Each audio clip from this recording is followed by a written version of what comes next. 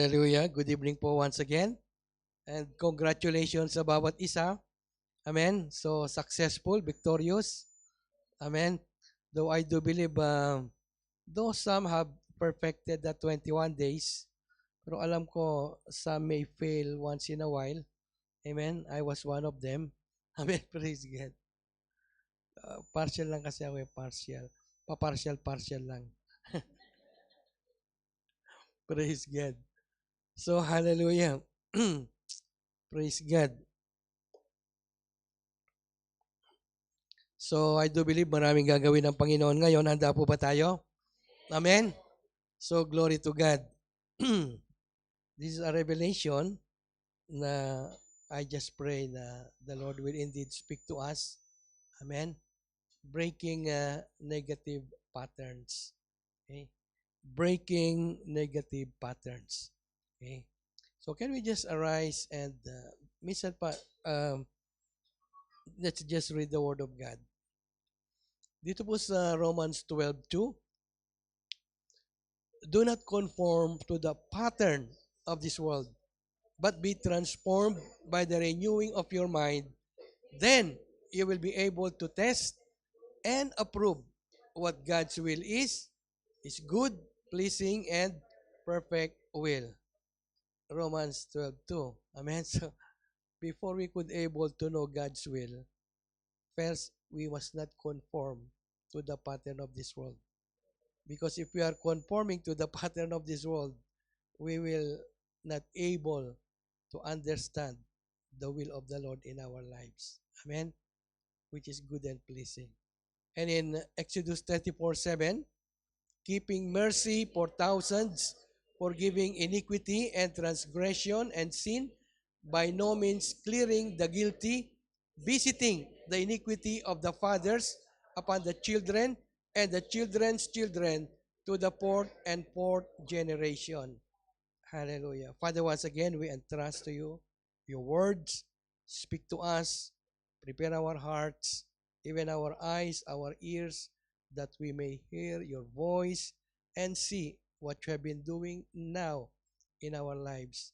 And let us, sweet Holy Spirit, remember the things of the past, that you may able to remind us, that we may, at this moment, O God, surrender what has been done in the past, and that we may have this freedom. As you have said, we need to break every negative patterns in our lives, even in our families, and even, oh God, amongst society. Thank you, Lord. Speak to us. Holy Spirit, move in Jesus' name. Amen. Amen. Praise God. Sige po. Hallelujah. So, glory to God. The question is, can we break negative patterns in our lives? Pwede ba nating i-break yan, mga negative patterns? So, dito sa text natin, we have just read yung worldly patterns do sa Romans 12:2 and also generational patterns in Exodus 34:7 or Exodus 20 verse 5. Okay, magkapatid yung dalawang verse na yon. Now, what are these negative patterns? Ano yung mga negative patterns na sinasabi ng Bible that you and I must break? Amen? Na dapat ma-break o dapat ma-conquer natin o mawala ang mga negative patterns na yan. So, ano yung mga negative patterns? This, of course, refer to the ungodly, temporary, and sinful mindset. Yan. Mindset of this age that tries to squeeze believers into its mold. What it means, dahil nga sa mga pattern na yan, ini-squeeze tayo. Pina-pattern tayo according to the pattern of the world. Okay? According to the pattern of the world. Kaya nagkakaroon tayo ng worldly pattern. Okay? Yung mindset natin, nadi-design siya according to the world. Okay? World practices, world cultures, di ba? World fashion. So, what we call, namumold, nasishapen. Okay? Yung mindset natin to follow the things of the world. Which is sabi ng Panginoon, do not love the world. Okay?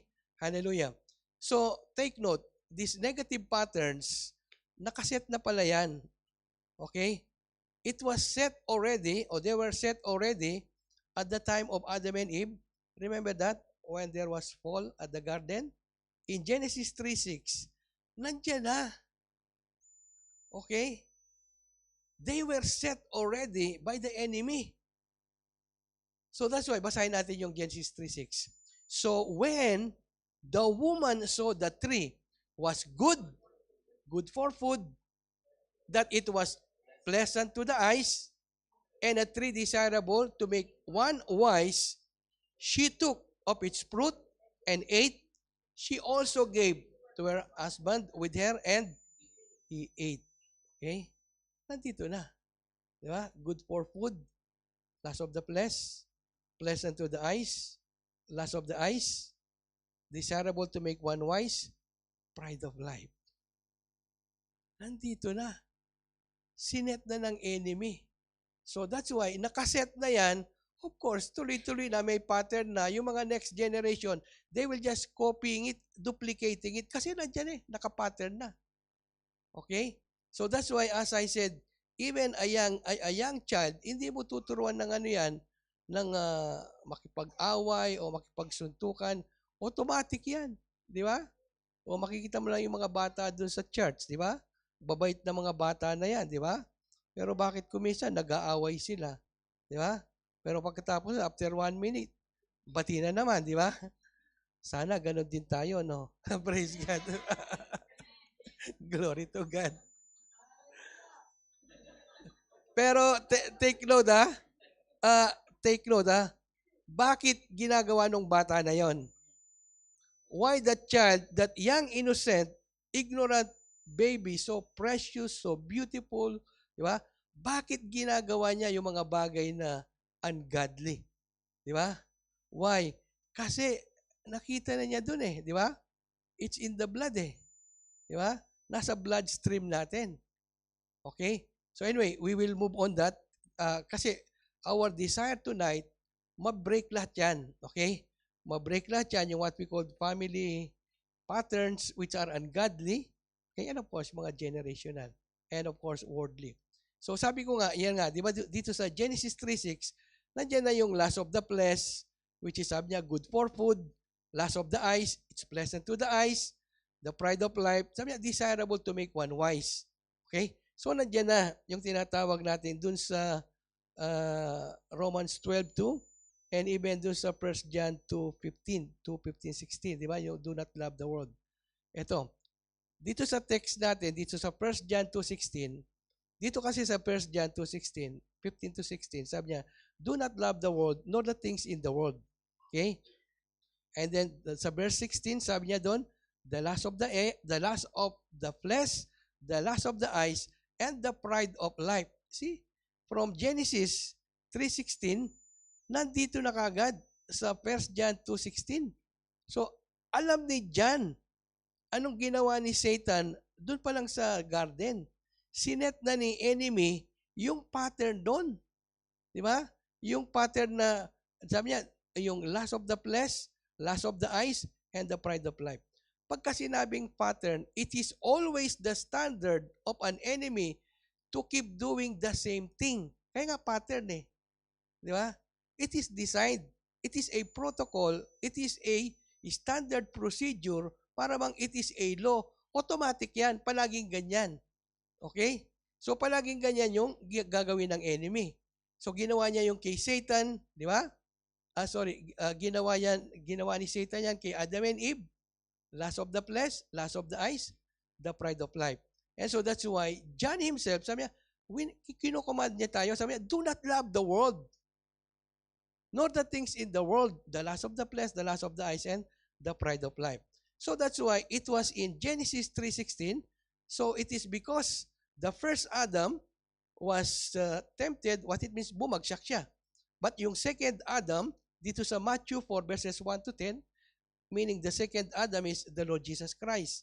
So it is the same pattern, it is the same procedure, the same strategy na ginamit ng enemy. Okay? Kaya nga babasahin natin itong temptation of the Lord Jesus Christ in Matthew chapter 4 verses 1 and 10. Makikita mo tong tatlo na to. It is the same. Kaya nga pattern Okay? So, Jesus himself was tempted by the devil, similar to the temptation or to the pattern that the devil has done with with Adam and Eve. Di ba? So akala ni Satan magpo-fall si Jesus. Kasi nag-fall si Adam and Eve eh. So that's why ginamit niya same style, same tactic, same strategy. But of course, alam natin what had happened here. Okay, after 40 days of prayer and fasting, so again, as I said, Jesus Christ himself was tempted by the devil in the wilderness. Makikita natin yan, Matthew chapter 4, verses 1 and 10. Dito sa verse 3 pa lang, sabi niya, if you are the Son of God, command the stones to become bread. Gutom ka eh. Di ba? Last of the flesh. Of course, 40 days, gutom siya. Kaya sabi ni Jesus, man shall not live by bread alone, but by every word that proceeds from the mouth of God. What it means, kahit nandyan yung masasarap na pagkain, prioritize the Lord, not the food. Okay? Not the hunger for the physical food, but the hunger for the Lord. So that's why ito yung sabi ni Job. Sabi ni Job, I desire your word more than my food. What it means, prioritize yung word of God kaysa sa food. And of course, ito yung tinuturo sa atin ng prayer and fasting. Amen? So what it means, kahit na gutom ka ngayon, okay? Kahit na mag-skip ka pa ng meal, okay? I hope you are listening. Kahit na mag-skip ka pa ng meal, for you to prioritize the Word of God, prioritize prayer, prioritize worship, you will do it more than the food. Kahit hindi ako kakain, wag lang akong malate doon sa worship service. Amen? That's the message. That's the message. Okay? And that's what Job is saying. I desire, Lord, your word more than my food. Oh. So that's why this, the last of the blessed, praise God. Tinuturuan tayo ng Panginoon sa prayer and fasting. Amen? So that's why kahit na maraming pagkain dyan na so kung, what it means, wala nang masyadong appeal. Okay? Hindi kagaya noon, pagka nakita mo yun, kulang na lang dakmahin mo lahat yun, di ba? Ganun yun noon. But praise God, tinuturuan tayo ng Panginoon. Amen? So, last of the flesh, and then yung pride of life. Ano sabi niya dito sa verse 6? Sabi niya, di ba son of God ka? Di ba, pumunta siya sa tuktok ng di ba? Templo, sabi niya, if you are the son of God, sabi niya, throw yourself down. Son of God ka naman eh. Sasaluhin ka naman ng mga angel. Siyempre, kung ako yun, siyempre, son of God ako eh. Talaga, tatalon ako dyan. Di ba? Pride. Di ba? Pride. Ano sabi ni Jesus? Satan, do not tempt the Lord your God. Okay? Pride of life. Ano pa yung isa? Lust of the eyes. Verse 8. Sabi, the same strategy. The devil showed him, pinakita ni Satanas, ni David, sabi niya, Jesus, nakikita mo yung kingdoms na yan and all the glory and all its beauty? Nakikita mo yan with your own eyes. Ibibigay ko lahat sa yan. Lahat ng mga kumikintab na yan, lahat ng that is glittering there, ibibigay ko sa lahat yan. But, worship me. Fall down and worship me. Okay? And of course, alam naman natin yung kasunod dito. Satanas, lumayas ka nga dyan. Okay? So, nakita natin yung same strategy. Amen? Now, how can we break these negative patterns in our lives? Paano natin mabibreak yan? As I said, since Genesis, it's the same strategy na ginagamit ng enemy. Okay? So, 2,000 years ago, during the time of John, di ba? And even now, it is the same strategy. Lust of the eyes, lust of the flesh, the pride of life, it's the same. Di ba? Kaya nga dapat, madeliver tayo dyan. Okay? Dapat I have to be set free from these things. Or else, I will be like Adam and Eve. Okay? So, praise God. So, dalawang points lang tayo ngayon. Yung worldly pattern at saka generational pattern. Okay? Mga patterns yan eh. Patterns, protocol na yan, standard na yan. Palaging yan ina-apply na tactics, technique, o strategy. Palagi yan. It's kaya nga standard eh. Pattern. May pattern na. O pattern means naka-design na yan. Okay? So, worldly pattern at saka generational pattern. So, ano yung worldly pattern? Worldly pattern, ito yung nga yung sinasabi ko kanina, yung 1 John 2:15-16, do not love the world. Yan yung lust of the flesh, yung una, lust of the eyes, the pride of life. Tatlo yan, di ba? Lust of the flesh, lust of the eyes, the pride of life. Okay. Yan. Okay? So, worldly patterns yan. Okay? 1 John 2:15-16. Do not love the world, sabi ng Panginoon. Okay? So, again, going back to Romans 12:2, sabi niya, huwag kang mag-conform to the pattern of this world. Huwag kang gumaya dyan. Okay? Do not shape your mindset to the things, to the patterns of the world. But, anong sabi niya dito? Be transformed. Dapat matransform ka by the renewing of your mind. Kasi pagka ganyan, nagkakaroon tayo ng mental mindset, kaya nga siniset na ng enemy yung minds mo eh. Kaya nga mindset, nakaset na. Pagka nakaset na yan, automatic na yan. Kasi sinet mo na eh. Sinet mo na yung alarm clock, automatic yan. Di ba? So, mindset, nakaset na siya. Okay? So, anong sabi ng Panginoon? Dapat baguhin mo. Baguhin mo. Okay? Kasi pinattern ng enemy yan eh. Yung minds natin. So, dapat baguhin mo ngayon. Be transformed. How? By the renewal of your mind. Yan, i-renew. Renewal daily. Di ba? Then, you will be able to test and approve what God's will is good, pleasing, and perfect will. Doon mo lang daw malalaman yung will ng Panginoon sa buhay mo. Okay. Now, yung kapatid na verse nito, 1 John 2:15-16, sabi nga dito, do not love the world. Okay? Again, it's the world. Do not conform to this world. Dito sa 1 John, do not love the world or the things in the world. If anyone loves the world, the love of the Father is not in him. For all that is in the world, ito na ngayon, lust of the flesh, lust of the eyes, the pride of life, is not of the Father, but is of the world. It's not coming from God. It's coming from the world.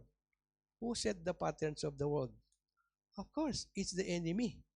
Okay?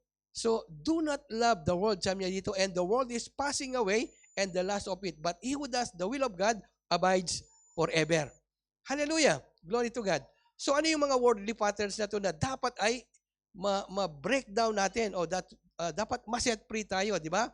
Again, yung maliwanag yan, di ba? Lust of the flesh, lust of the eyes, the pride of life. Ano ba yung tatlo na yan na palagi nating nababasa?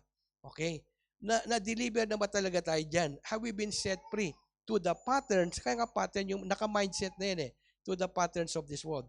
Lust of the flesh. Ano yung lust of the flesh? Pag sinabing lust of the flesh, this is what we call hedonism and sexual immorality. Di ba? Titingnan natin yung hedonism mamaya. Okay? And sexual immorality. Sexual immorality, yan ang mga what we call lust of the flesh. Yan, you want to acquire more wealth, you want to eat more food, and so on and so on. Okay? Flesh. Kaya nga flesh eh. Okay? So, sexual immorality muna. Ano yung sexual immorality? Of course, sexual relationship outside marriage. Yan. Ay mga outside marriage yan. Fornication, yan, between unmarried singles. Okay? Yung adultery between two married, okay? Of course, hindi naman mag-asawa yan. Of course, hindi sila mag-asawa. So, that's why adultery yon. Okay? Of course, alam naman natin yung homosexuals, alam na natin yan. Mga gay, and then lesbians, yan, yung mga LGBT, yan, mga sexual immorality yan. Yung bestiality, siguro alam niyo yung bestiality, from the word beast. Ano yung beast? Animals. Yan. Sex with animals, di ba? Yeah, bestiality. Yan, okay? So, wag natin makalimutan yon. Kaya nga, beast, okay? Of course, alam natin yung prostitution o whoredom, and then sa Tagalog, pakikiyapid. Yan, maliwanag yon. So, hedonism. Ano yung hedonism? Hedonism, ito yung pleasure seeking. Di ba? Yung isang tao, pagka tinawag na hedonist, you always seek for pleasure. Gusto mo talaga yung self mo, masatisfy palagi. Self-gratification. Ano yung mga bagay na ito? What are these things? Una, what we call sensuality. Okay. Yan ang mga tinatawag natin mga lust of the flesh, di ba? Hedonism, under this is sensuality, Anyan? Kahalayan. Okay? Makalamang pagnanasa. Yan. Cravings, bodily pleasure, intense lust, sexual desire, o what we call yung pagka-kaakit-akit, especially yung mga babae nang aakit, di ba? Ayan, nang aakit. O meron din mga lalaki na nang aakit, di ba? Pinakikita yung mga muscle, di ba? So, seductive, attractive, yan, okay? So, that's what we call sensuality. Amen? Sensuality yon. Praise God. Amen, amen. Praise God. Sige po. So, yan ang what we call sensuality. Amen? Maliwanag yon. Ano naman yung greed? Greed, of course, is under, ano pa rin yan? Lust of the flesh. Di ba? Ano yung greed? Greed means excessive, selfish desires. Ayan, greed for wealth. Mayaman ka na, gusto pa, yumaman ka na. Milyonaryo ka na, gusto mo maging bilyonaryo pa. Bilyonaryo ka na, gusto mo maging trilyonaryo ka pa. Ganon. Palaging nandun yung desire for more and more and more. What it means, walang satisfaction. Even yung power, di ba? Manager ka na, gusto mo maging general manager ka pa. Gusto mo ikaw maging CEO, di ba? Sa susunod, ikaw lang may-ari, di ba? Ganon talaga yan, okay? And then yung food, yan, ganon din yon, di ba? Yung food, more food, di ba? O, kumain ka na, di ba? And then, more food pa. Sige pa, more food pa. Ganyan. What it means, walang satisfaction. Okay? Ano naman yung what we call, ito yung greed means kasakiman, di ba, sa Tagalog. Selfish hoarding. Napakarami mo ng stock, bibili ka pa ng mas marami. Di ba? Especially ngayong mga, ano, di ba, ngayong Ramadan. Di ba? Nagkakaubusan sa, ano, sa lulu. Di ba? And that is true. Di ba? That is true. Kaya nga sinasabi na ngayon, sige, 2 manok lang ha, per head ha, bawal yung ano, yung box. So selfish hoarding o immoral desire for wealth. Yan. May millions ka na, gusto pa yung billions, okay? And so on.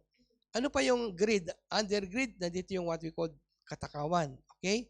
So I do believe wala naman dito sa atin. Amen. Extreme greed or what we call gluttony, di ba? Nakapokus yan sa food, di ba? Pagka nalaman nila na ano, may gawain, walang pagkain, delikado 'yon. Delikado 'yon. Kasi ang mindset, kahit hindi mo tatanungin yan, may pagkain kaya doon, di ba? Praise God. Kasi nakaset na di ba? So dapat we need to break this, what we call yung pattern. Amen? So, extreme greed or gluttony, focus on food, always wanting more. Di ba? So, praise God, marami ng pagkain. Gusto mo pa yung buffet pa, di ba? So, gusto mo palaging buffet. So, of course, yung isa pa, kaswapangan, di ba? So, yung mga terminology na hindi maganda pakinggan, di ba? Extreme selfishness. Yan. Okay? Magbibigay yan pagka yung mga nasisira na. Pag ayaw na. Praise God. So, greed. Ano pa yung sa lust of the flesh? Carnality. Okay? Carnality means kamunduhan or carnal pleasures. 1 Corinthians 3:3, for you are still carnal, sabi ng Panginoon, di ba? For where there are envy, strife, and divisions among you, are you not carnal and behaving like mere men? So what it means, take note, there are 3 kinds of people. Una, yung natural man. Pangalawa, yung carnal man. Okay? And then, pangatlo, spiritual man. Okay? So, merong what we call carnal Christians. Di ba? So, di tayo nakakatalo dun sa mga ibang Wala daw mga carnal Christians Okay? So, mayroong carnal Christians. What it means, they are still new, nakapokus pa rin sila sa karne, mahilig sa karne. Di ba? I mean, flesh, okay? Doon naman talaga galing yung mga words na yan di ba? Yung carnal, galing sa karne yan. Okay? Makalaman, okay? So, praise God. So, what it means, we need to set free o ma-deliver tayo o ma-break yung mga patterns na yan dito sa mindset natin. Amen? Dapat mawala yung kamunduan na yan. Debauchery. Isa pang to sa under lust of the flesh. Ano yung debauchery? Debauchery means revelry, licentiousness, o dissipation. Sa Tagalog na lang, kasi mahirap yun eh. Labis na kalayawan. Yan. Masaya ka na, pero gusto pang mas masaya pa. Sobrang pagsasaya, di ba? Masaya ka na, gusto pa sobra-sobra. Amen? What it means, excessive indulgence in sensual pleasures. Ito nga yung drinking, partying, yan. Of course, hindi na tayo dyan, di ba? So, wala na yan sa atin. But meron pang mga bago. Okay? So, we hope and pray na yung mga bagong Kristiyano, amen? So, ma-set free din tayo sa pattern of what we call debauchery. Okay? Labis na kalayawan o pagsasayaw. So, ito yung what we call yung lust of the flesh. Yun nga, yung mga eating addictions, sexual addictions, drug addictions, fitness. Alam yung fitness addiction? Sobrang gym, di ba? May muscle na, di ba? Nagbibuild pa ng malalaking muscle, di ba? Anong ginagawa nila? Umiinom ng mga protein, metabolism, di ba? Dapat yung mga muscle niyan, pang Superman, di ba? Parang, yan, mga steroid, di ba? Fitness addiction. What it means? Sobra. Anything that is sobra. Okay? Yung iba naman, mahilig sa sports, di ba? Basketball, yan. Basketball, di ba? Ilan yung basketball nila once a week? Ilang beses? 4 times. Yung iba daw, 5 times in a week, di ba? Kaya nga yung mga asawa sa bahay nagrereklamo na. Sabi, wag na kayong umuwi, mag-basketball na lang kayo. Sumosobra. Amen? Again, that is lust of the flesh. Sumobra ka sa pleasure eh. Okay? It's no longer healthy. Imagine mo, nasisira na yung family. Di ba? Nawawala na yung ano. Yung tama lang. Okay? Yung tama lang. Amen? O, ayun, wala na rin sa Friday, di ba? O, Sunday. O. So, dapat ano lang talaga, yung tama lang. Okay? Kasi anything that is sobra, okay, it's not good. Okay? So, alcohol addictions. Yan, of course. Wala naman sa ating uminom ng alcohol dito, di ba? Siguro kung medyo pakunti-kunti lang, okay lang yan, okay? Para mawala yung sipon. Okay? Pero wag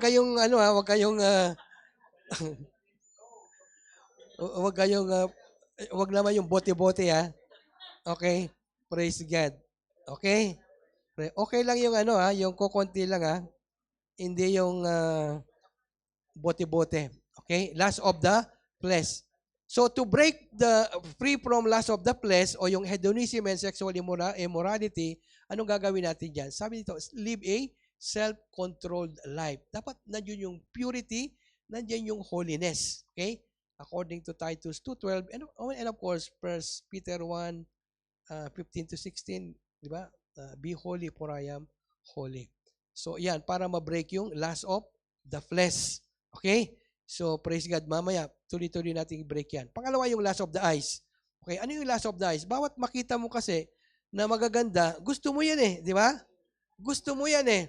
Ayan, meron kang collection, ano nandun? Yung mga bag, di ba? Yung iba, collection na, di ba?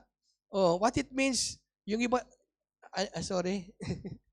So, hindi pa kontento dun sa isa o dalawa na nagtayo pa ng ng what we call doon, yung mga cupboards, di ba? Talang isang shelves, isang kwarto yan, di ba? Puro mga bag yan, di ba? Yung iba naman, puro sapatos, di ba? So, which is true? Consumerism and materialism. Ayan, anong sabi niya? Si Elon Musk daw, yan, 7.2 billion yung kotse niya. Di ba? Alam mo yung Sultan ng Brunei? 7,000 yung kotse daw niya. 7,000? 365 days a year lang. 7,000. 7,000. 500 yung Rolls Royce. Praise God. Hallelujah. Ayan. Lust of the eyes. Amen? So, bawat makita binibili. Kasi may pambili naman eh. Okay? So, lust of the eyes, ito yung what we call the acquisitional pleasure. Gusto mo, ano lahat yan? I-acquired mo lahat yan, bawat na nakikita mo. Di ba? So, a desire for what is seen. Lahat ng nakikita mo, gusto mo, mapasay yan.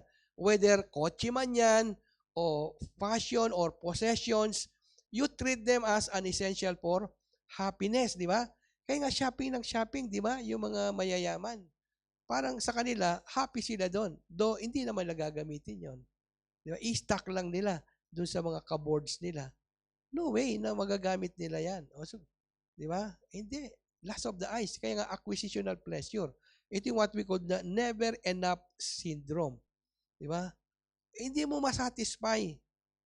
May 100 na. Gusto pa 1,000 pa. May 1,000 na. Millions pa. Okay? So, desiring for more. Nagkaroon na, kulang pa yon. Bumili pa na, kulang pa rin yon. Kaya nga walang satisfaction eh. Temporary satisfaction for new acquisitions. Never enough syndrome. Yun ang lust of the eyes. Yung consumerism naman, ay yung consumerism. Consumerism naman, relentless pursuit of material possessions which promises happiness but leads to a never-ending cycle of needing more. Walang katapusan na ano. Di ba? You keep on buying and buying and buying and buying. At the end of the day, ayan, makita mo yung aparador niyan, di ba? 10% lang yung ginagamit doon sa mga damit na yan. That is true. Di ba? Praise God. Consumerism. Lust of the eyes. Yan. Lust of the eyes, accumulation, yan nga, yung money. Di ba? Status and wealth. Gusto mo, i-acquire mo lahat yan eh. This is a dangerous, insidious form. Insidious means parang ganyan.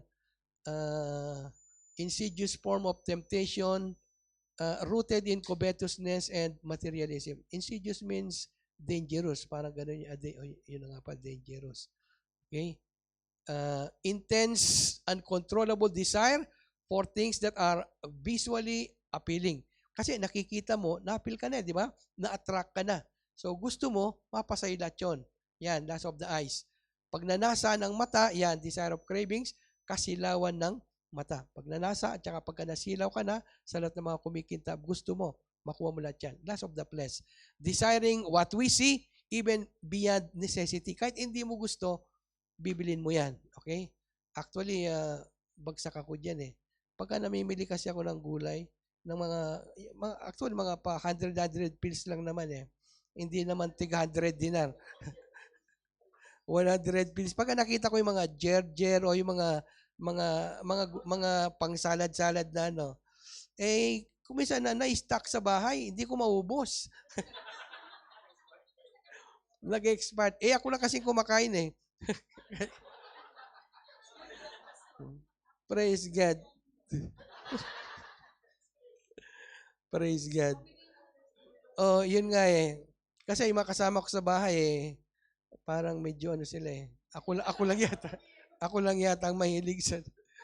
So, deceptive temptation that turns, ito nga, deceptive temptation kasi nga, when you see, natitempt ka na eh, di ba? Appealing to the eyes eh. Kaya nga lust of the eyes. Appealing, di ba? When you look at it, nakita pa lang, you are longing, nagnanasa ka na. Di ba? Nagnanasa ka na to the point na magkakaroon ka ng lust ngayon na desire. Dapat makuha ko to. Yan. Di ba? Nang nakita mo, nagkaroon ka ng longings, di ba? And then gusto mo, makuha mo yon. Okay? Mabili mo siya. It drives people to become, ito, naging materialistic yung mga tao. It bombards us with ads. Ito nga, yung mga ads and beauty to make us desire things we do not want. Ito nga, kaya nga napakaraming mga ads, di ba? Mga McDonald's, di ba? Yung mga Burger King, di ba? Temu, di ba? Pagka nakikita mo kasi, lust of the eyes, ina-appeal yung eyes mo, ina-attract yung eyes mo. Ayun nga pala, napakamura ng Temu na yan, di ba? So, maka-order nga. 1 dinar lang pala, tapos nag-order, ang dami na palang 1 dinar na yan. Nadaya ka na, di ba? And that is true, kaya nga deceptive eh. Deceptive talaga yung yan, yung temptation na yan. Deceptive, ito ay yung what we call insidious, okay? Deceptive siya. Lilinlangan ka eh, di ba? Oh, kahit na hindi ka gutom, makita mo yung mga McDonald's na ano doon, di ba? So, mapupunta ka ngayon sa McDonald's. Talagang ano eh. So, and then, praise God, no? Anong consequence niyan? Idolatry. Idolatry ang consequence. Babagsak ka na eh. Bakit idolatry? You become, nandun yung love mo ngayon for that material thing, for that possession, more than the Creator. More than God. Nakakalimutan mo na si God. Amen? Praise God. So we need to break free from the lust of the eyes. So dapat ano gagawin natin diyan? Ito, sabi ni Job, nagkaroon ako ng covenant sa mata ko. Sabi niya, ikaw mata ha? Ito, napakaganda yung covenant ni Job dito. Kasi sabi niya, para hindi daw siya magkasala, I have covenanted with my eyes. Choose not to look lustfully. Yan. Dapat pagka tumitingin ako, walang lust o walang greed. Anything that the world offers. Yan, dapat ngayon, magkaroon tayo, di ba? Pwede ba natin gawin yung covenant ni Job? Sige, pwede ba natin gawin yon? Sige, basahin natin ha, with feelings ha, with faith. Job 31:1, I have made a covenant with my eyes. Why then should I look upon a young woman? Okay?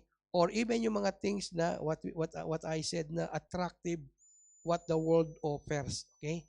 Dapat ngayon pa lang, sasabihin mo ikaw mata ha. Okay, patingin-tingin ka lang diyan, okay? Pa-window ka lang diyan pero walang shopping. Okay? Okay? You have to make the covenant with the eyes. Okay? Contentment. Okay, anong pag-contentment? The cure is to cultivate a heart that is satisfied with what God has already provided.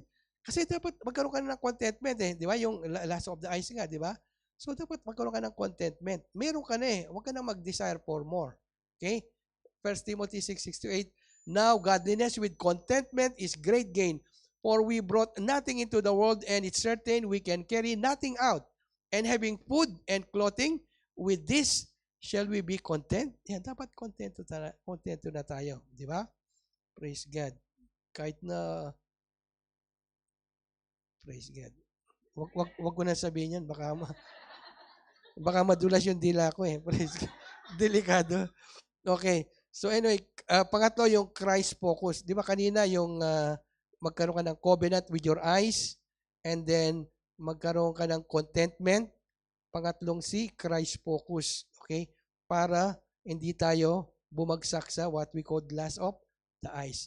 Dapat ang focus natin sa Panginoon. Huwag kang pumokus doon sa kumikintab o yung mga bagay na nakakasilaw dyan. Okay? Focus on the Christ. Set your eyes or affection on Jesus. Hebrews 12:2. Looking unto Jesus, the author and the finisher of our faith, who for the joy that was set before him endured the cross, despising the shame, and has sat down at the right hand of the throne of God. So look unto Jesus. Do not look, di ba, on the things that the world offers. Okay? Yung mga kumikintab. Okay?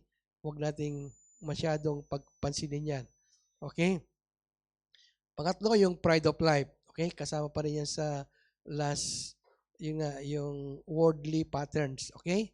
Lust of the flesh, lust of the eyes, and the pride of life. Ito, pride of life. Okay? Prioritizing, ano yung pride of life? We prioritize self-promotion di ba? Arrogance and personal ambition above all else. Nakikita niyo yung pride na yan? Ano yung spelling ng pride? Di ba? Ano yung nasa gitna? Oh, nasa gitna ba siya? Nasa gitna. Di ba? Gusto kasi ni I, center of attraction. Palaging pinapansin. Di ba? Palaging bida. Okay? Iyan si pride. Si I am. Okay? Palaging bida. So the pride of life, again, 1 John 2:16, ano yan? Arrogant, self-sufficient attitude that trusts in a worldly status, yung mga possessions or achievements rather than relying on God. What it means, nagre-rely siya, makasarili eh. Di ba? Ako nagpagod yan. Kaya ako nabili ko yung mga house yan natin, mga kotse na yan. Ako nagpagod yan. Akong tumulong dyan sa mga kapatid na yan. Tinulungan ko yan para makakita ng mga trabaho. Ako yun. Di ba? Ako. Amen? Pride of life. Amen? Yan. Palaging bida eh. Di ba? Palaging center of attraction. Okay? Praise God. Ano yung symptoms of pride? Okay? So habang nandito tayo sa symptoms of pride, I want you to become honest. Okay? Kasi it's between you and the Lord. Okay? So, God wants us to be set free from what we call the pride of life. Okay? So, this is the hardest sin. Kasi ito yung the mother of all sin eh. Pride eh. Pride is the first sin. Okay? It is the mother of all sin. It is the greatest sin. Pride. Kaya pagka yung isang tao kasi may pride, hindi niya sasabihin wala ako niyan. Dinidisip niya. Kasi sarili yun eh, di ba? Pride. Okay? So, ito yung mga symptoms. Pagka nandyan yung symptoms na yan, okay, most likely, merong pride. Okay? Ano yung defensiveness? Inability to accept constructive criticism or correction. Kino-correct mo na siya. Di ba? Ayaw pa niyan tanggapin. Di ba? Kasi tama daw siya eh. Tama siya. Okay? Often blaming others when things go wrong. Pagka mali, kasalanan nila yun. Hindi ako may gawa niyan. Sila. Yan, di ba? Blaming others. Ayaw tumanggap ng sariling mali. Kaya hindi mo makorek eh. Hindi mo makorek yan. Okay? Kasi palaging tama. Palaging in defense palagi yan. Yan. Okay?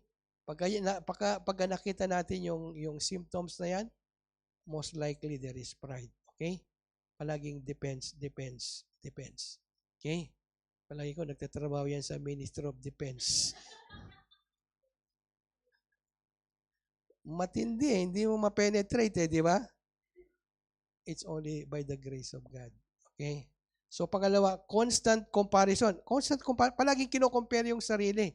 Okay? Measuring self-worth by how much better, more successful compared to others. Mas magaling ako sa iba. Dapat ako ang nilagay dun sa preaching, sa schedule, sa worship leading. Dapat ako ang nilagay dun. Kasi mas marunong naman ako dun sa nilagay nila dun eh, di ba? So, kino-compare mo yung sarili mo, di ba? You are, mas magaling ka, yung worth mo, mas mas magaling ka, o mas matalino ka dun sa iba. Okay? Fault finder, isa pa ito, fault finder. Focus on faults of others, less of self. Yeah. Ayan, palagi ang mali sa iba. Hindi siya nagkakamali. Okay? Perfect siya, hindi siya nagkakamali. Okay? Pagka hindi ka tumanggap ng kamalian, delikado ka. Okay? Pagka palagi mong tinitingnan, yung kapatid na yan, palaging mali na lang yung ginagawa. Wala nang tama. Di ba? Fault finder. Okay? Ano pa yun? Unteachable. Yan. Assumes he knows everything and disregard advice. Yeah, all-knowing yan, di ba? Kaya nga hindi mo maturuan eh. Kasi mas magaling talaga sa yan. Okay? Yan, unteachable. Okay? Pagka tinuruan naman yan, magagalit pa sa yan. Kasi mas magaling siya sa iyo eh. Amen? Entitlement. Ano yung entitlement? Dapat sa kanya palagi yung papuri. She deserves that. Okay? Yung treatment, yung praise, di ba? Yung papuri, dapat palaging sa kanya yan. Napakagaling mo, brother, sister. Okay? Dapat palaging naririnig yon. Pagka hindi mo siya sinabihan ng ganon, ay hindi na mag-worship lead yan. Hindi na magtuturo sa next time yan. Okay? So, palaging di ba? Yung praise, hinahanap yan. Okay? Attention seeker. Yan, bilisan natin. Attention seeker, constant craving for affirmation yan, applause, or to be center of attention. Dapat palagi mong kinocongratulate yan. Brad, sister, galing mo talaga. Galing mo sumayaw, galing mo kumanta, galing mo magturo. Di ba? Dapat palaging ano mo talaga yan.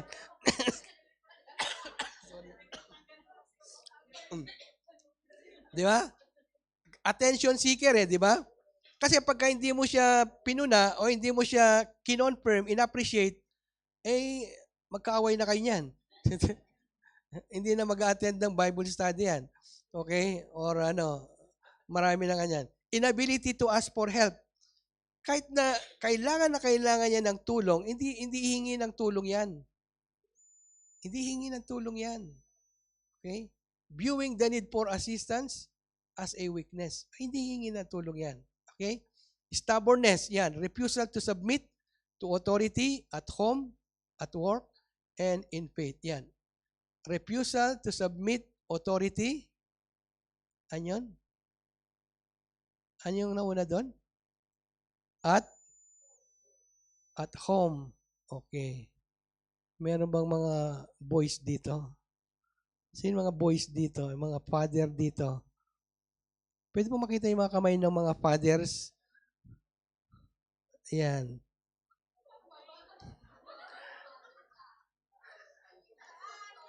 Alam niyo na? Okay. Alam niyo na yung susunod kong tanong? Nagsasabit ba sila?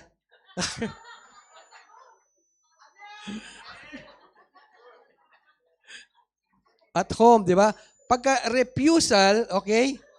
Ayan. May pride na si Mrs. Okay? Delikado yan. Okay. At work, yan. Ganun sa work, di ba? Sa work or even in the ministry at in faith. Okay? In the church. Dapat talaga may ano yan, may submission. Okay? So, and of course, isa pa ganyan, prayerlessness. Self-reliance, assuming that you can do life on your own without God. Kaya hindi ka na nagpipray eh. Yan. Isa pang sign yan. Okay? So ngayon, how to overcome pride? Paano natin ma-overcome yan? Ma-overcome. So the cure for pride is, of course, humility. Kasi mapagmataas, dapat humility. Which involves recognizing one's limitation and relying on God. Tanggapin mo na hanggang dito lang talaga yung kakayahan ko. Okay? Kaya nga, Brother Alex, ikaw na dyan kasi hindi ko na kaya yan. Okay? O, bro, ikaw na dyan kasi hindi ko na kaya. Hanggang dito lang ako. Okay? So, dapat marunong tayong tumanggap na kahit na leader ka, sabihin mo na, hanggang dito lang yung kakayahan ko. Okay? Huwag tayong magmamagaling. Okay? Hallelujah. So, una, praise God. So, cultivate gratitude. Gratitude means palagang magpasalamat. Acknowledging blessing as gifts from God rather than earned achievements. Wag mo sabihin sa sarili mo, kaya nga ako umasenso dahil magaling ako, nagpagod ako. Hindi ganon. It's because the grace of God. Amen. Galing lahat yan sa Panginoon. Kaya nga, cultivate that gratitude. Lord, salamat po. Binless mo ko. Salamat, Lord. Promote mo ko. Salamat, Lord. Palaging doon sa Panginoon. Gratitude. Pangalawa, practice self-forgetfulness. Self-forgetfulness means kalimutan mo yung sarili mo. Okay?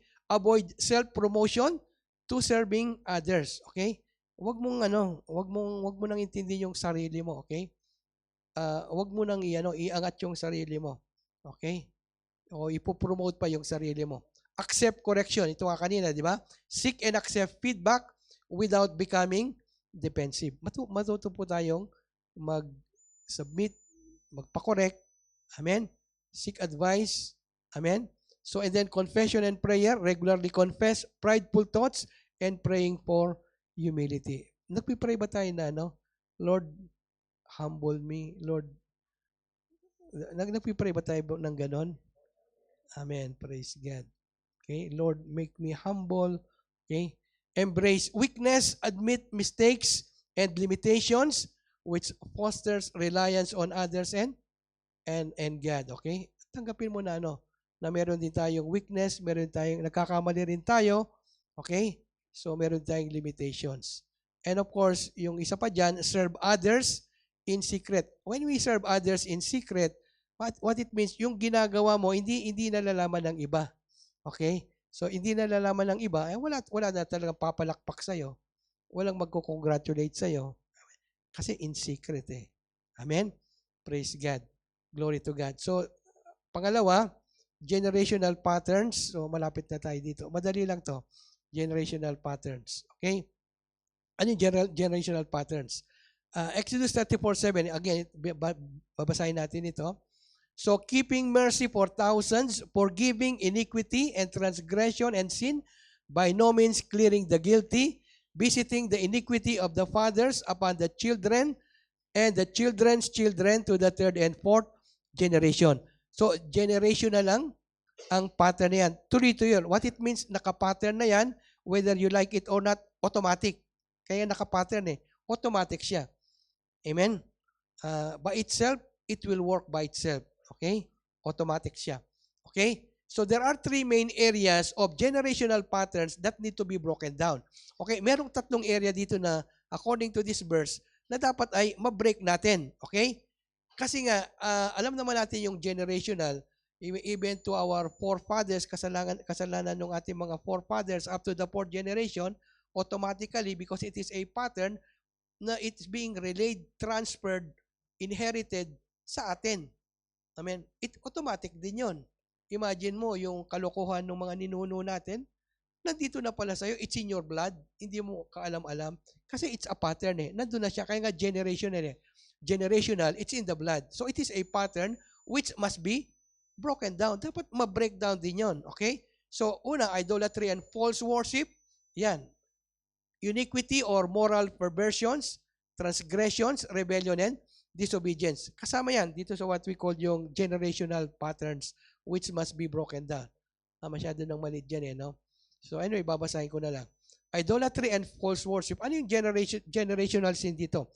Generational sin dito, yun nga, kasi idolatry, yung idols, di ba? When you put money, success, reputation, or other people before God, nagiging idols na yung anything you put before God, it's idolatry. So that's why, maraming mga idols yung ating mga ninuno nun. And of course, pagka sinabing idolatry, worship yan.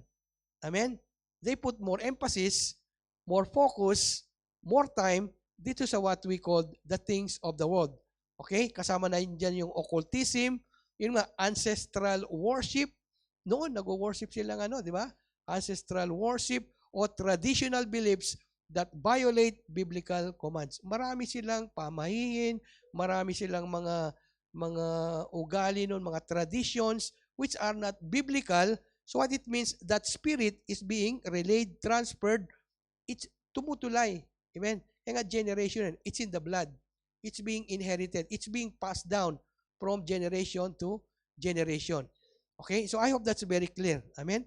Of course, alam naman natin, lahat ng mga ninuno natin, hindi pa na-born again yan. Okay? So that's why, during those time, marami talagang klaseng uri ng kasalanan. Number one na yung idolatry. Amen? Actually, talagang nag-worship pa lang yan. Marami silang worship noon. Okay? Ang lesson dyan, yun nga, unrepentance causes future generations to worship created things rather than the Creator. So that's why even now, dapat tayo mismo, ma-deliver tayo dito para yung next generation natin, hindi na sila magsasuffer. Okay? Dapat ngayon pa man, even in our generations na, ika-cut off na natin. Amen? Galatians 3:13. Okay? So we need to break that curse. We need to choose to love God, keep His commandments, and of course, break this pattern. Amen? Praise God. So idolatry and false worship, dapat maputol na yan sa ating bloodline. Amen? In our generations today. Again, hindi natin alam yung mga practices ng mga ninuno natin, and for sure, they are all idolaters. Kasi hindi pa sila Kristiyano. Amen? Pangalawa, that must be broken also, iniquity or moral perversion. Di ba? The iniquities, di ba? Visiting the iniquity, di ba? Of the fathers to the children. Ano yung mga iniquity na sinasabi dito? Ito yung what we call generational sins dito, yung addictions, kasama na yun yung alcoholism, drug addiction, dishonesty, sexual immorality, violence, and abuse. Again, as I said, kasi hindi Kristiyano yan, natural, lahat ng mga uri ng kasalanan, ginagawa nila. Amen? So, obviously, lilipat yan. Okay? To our bloodline, to our generations. Again, it must be cut off. Dapat ma-deliver tayo dyan. Amen? So, alam naman natin, sin is a contagious disease that is being transferred or transferable yan to the children by their parents. Not a transfer. It's in the blood. Okay? Paano natin i-break yan? Recognizing, dapat ma-recognize natin yung family pattern. Bakit nagkaganito yung family ko? Bakit ganito? Recurrence, yung mga ganitong mga negative patterns. Recurrence, paulit-ulit, yung mga bagay na hindi magaganda. Okay? Confessing those sins as one's own and seeking deliverance. Confess those sins. Panginoon, patawarin niyo kami, pati yung kasalanan ng aking ninuno, lolo, pati yung kasalanan, Lord, kasalanan niya, patawarin mo kami. 4 na generation. Dapat ganun tayo mag-pray. Hindi lang yung kasalanan natin. Kasi may kasalanan sila eh. Di ba? So, dapat maputol din yon. It must be as well cleansed by the blood. Okay? So, ganyan nagpipray yung mga prophets even in the Old Testament. Pati yung mga ninuno nila, pinagpipray nila. Lord, patawarin mo ako, pati na yung kasalanan ng aking mga ninuno. Okay? Para ma-break down yung curse na yon. Of course, mabigay yung mercy sa atin ng Panginoon.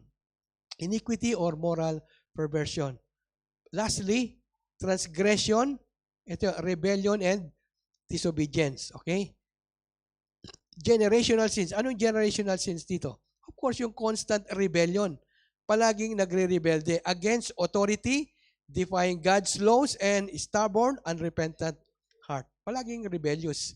Palaging disobedient. Again, this must be cut off as well in our generations now. Anong lessons dito? A stubborn refusal to turn from sin leads to a continuous cycle of judgment and brokenness. Kasi kung tayo, even now, kung tayo mismo, we refuse, di ba, to repent, eh siyempre, mapapasa yan sa next generation natin. Kasi cycle yan eh. It keeps on repeating itself. Kaya nga pattern eh. Standard na yan. Okay? So, it's just by automatic yan. Okay? Breaking the curse, yan, repentance and walking in obedience to God. Hallelujah. So, ano yung mga common manifestations niyan? Okay. Sorry. Common manifestations, behavioral o emotional. Ito nga yung mga alcoholism, drug addiction, yung rage, yung anger issues. Yan, kung palagi ka pang nagagalit, di ba? O walang ano-ano, bakit ka nagagalit? Di ba? Nagagalit ka pa ba? Di ba? Yan. Tanong natin yung sarili natin, bakit ka nagagalit na ano? Dapat hindi na tayo marunong magalit. Okay? Dapat hindi na tayo marunong magalit. Amen. Amen. Amen. Kasi kasalanan yung nagagalit eh. Except yung ano, yung gagawing palengke yung church, di ba? Ayun, nagagalit talaga yung Panginoon. Divine anger yon. Okay? So, dapat hindi na tayo marunong magalit. Amen? So, dapat graduate na tayo doon. Okay? So, tonight, we will be set free. Okay? Ano pa yung mga, ano pa yung mga common manifestations? Relational. What it means, relationship. Bakit nandiyan yung palaging divorce? Bakit nandiyan yung adultery? O palaging yung toxic relationship patterns? What it means, patterns yan eh.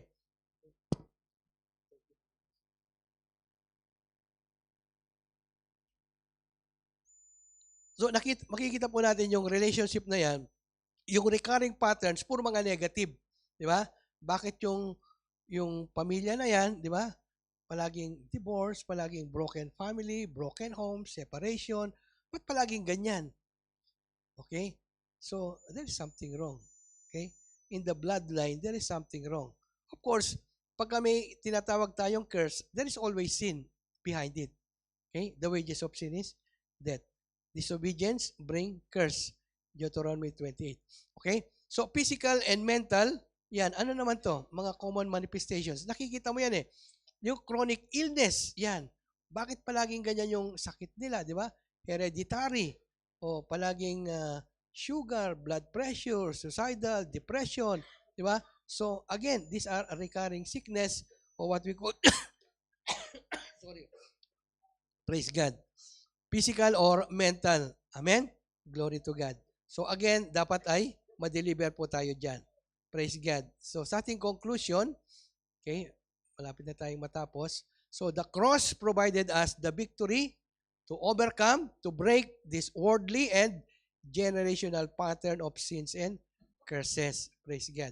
So tandaan po natin, Christ has redeemed us already from the curse of the law. Galatians 3:13. Christ has redeemed us from the curse of the law. Kaya nga, tinapos na ni Jesus Christ. Okay? So what it means, yung generational curses or sins or worldly patterns that was set at Genesis 3:16 by the enemy, winawarningan tayo ni John do sa 1 John 2:16, do not love the world, di ba? The lust of the flesh, the lust of the eyes, the pride of life, Huwag mo nang gawin yan.